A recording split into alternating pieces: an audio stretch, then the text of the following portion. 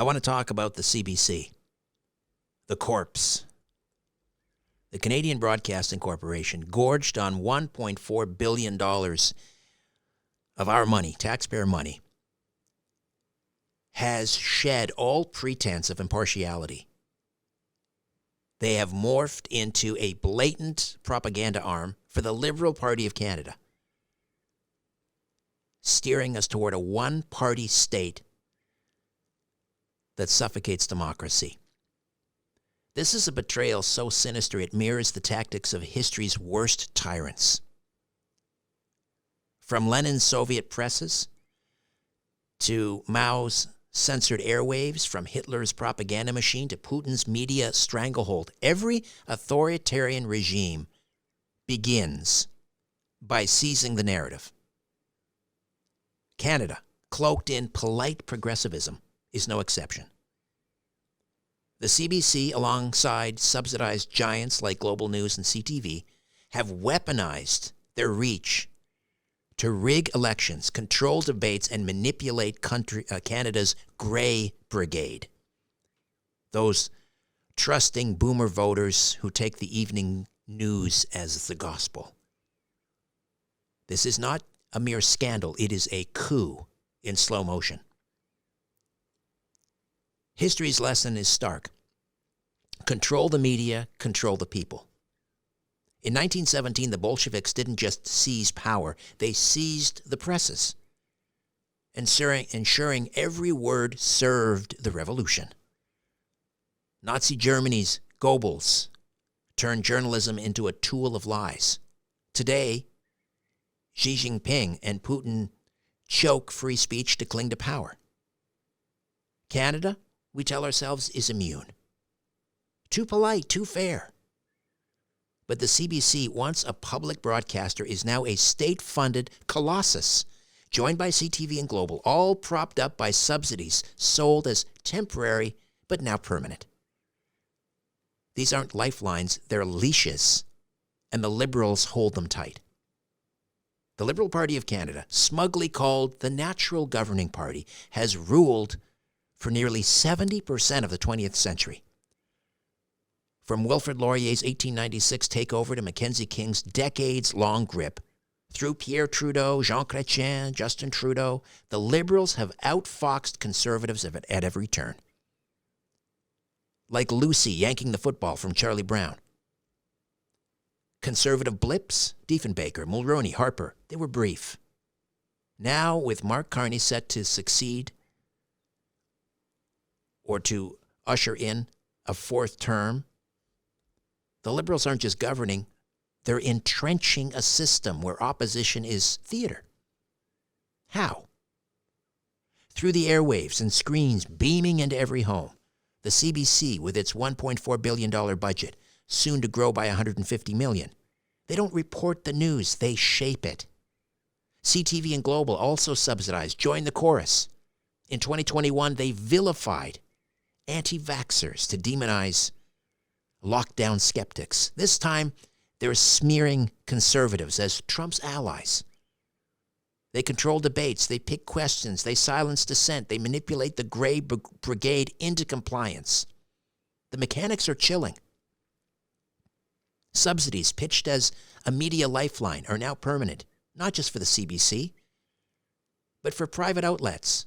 Journalists, once watchdogs, are now state dependents.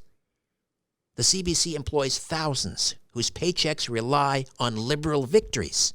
How can they report objectively when a Conservative win could end their jobs? The rule is clear. Write freely, but know the consequences. This isn't a free press. It's a bought and paid for press. The hypocrisy is galling.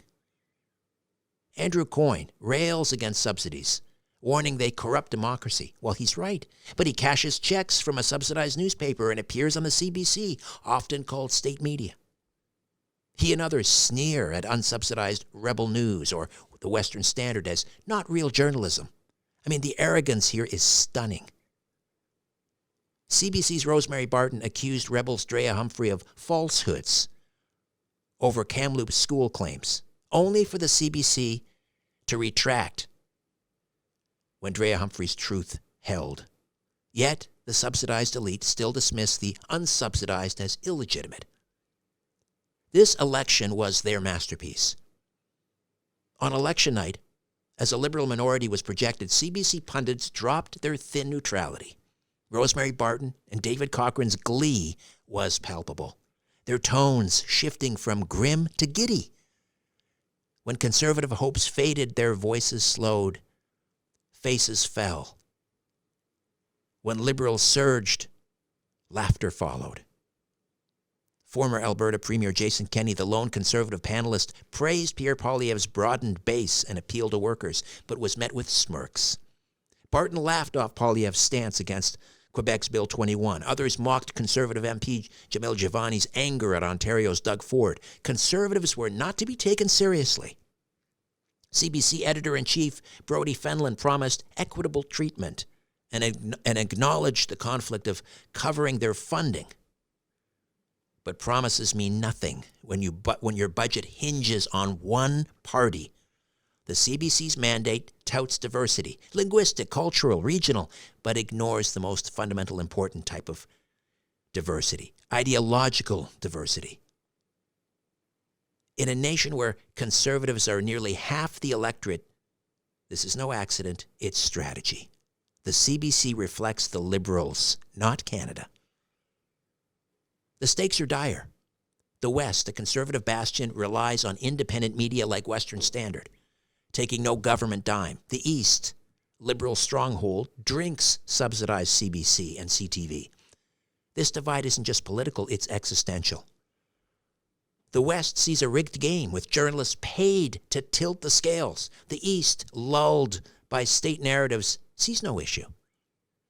If this persists, the Liberals won't just be the natural governing party, they'll be the only party, with Conservatives reduced to a scripted opposition. Canada risks becoming a one-party state, echoing regimes we once condemned. In the United States, government-funded media is unthinkable. The First Amendment would crush it. Even in their polarized mess, Americans agree a free press can't be state-paid. Xi and Putin rely on state media. America doesn't. Yet Canada, smug in its fairness, embraces this path. Subsidized journalism isn't just a democratic betrayal, it is a recipe for national fracture. The West can't win if the media is bought by the East's party. This risks separatism, the unraveling of confederation. Pierre Poilievre's vow to defund the CBC's English service was a spark of hope, a stand for a free press. He echoed Andrew Coyne, arguing the CBC should rely on listeners, donors, and ads, not taxpayers. But with the Liberals' win, that spark has dimmed. The CBC will grow its $1.4 billion subsidy, a cudgel to keep journalists in line. The Liberals have made the media their ultimate weapon, ensuring they outmaneuver Conservatives forever. Poilievre's talk of funding independent media was a desperate ploy, not a plan, showing the Conservatives bind. They're fighting a rigged game. What now? Well, we've been demanding an end to media subsidies, not as a conservative cause, but to save democracy.